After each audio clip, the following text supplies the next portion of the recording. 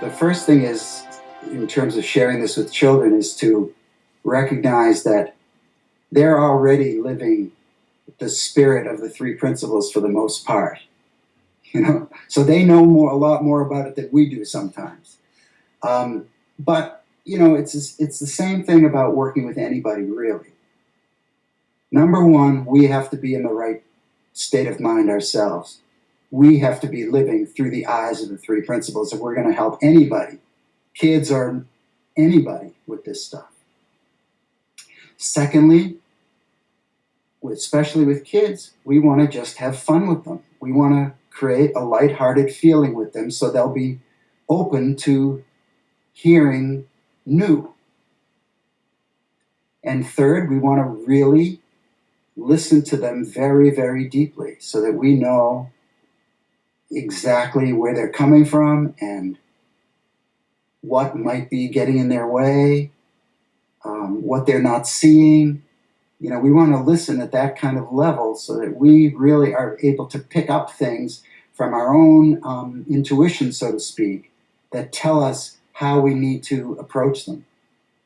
And and finally, we want to be able to share this thing about thought in a way that they can hear it and they can understand it. So it has to be right at their level. But so they can relate. Little kids can relate to the fact that when their mind is all scrambled and mixed up, that they don't make the best decisions. That's when they fight with people that they wouldn't normally fight with, or that's when they get crabby, or that's when they run in the other direction and get scared and everything. And everybody knows that when their mind has calmed down, that it's just much better to be in the world that way. It's just, and then it's the same thing for everybody. It's just the level at which you talk with kids about this stuff. Because we want them to have insights themselves about the relationship of their thinking to their experience. And so I know my partner Amy helps kids in school with this.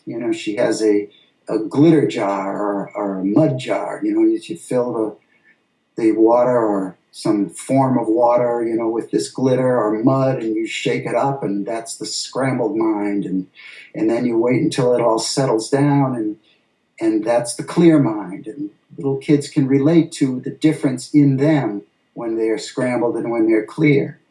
And so it's things like that, to be creative in helping kids see it that way.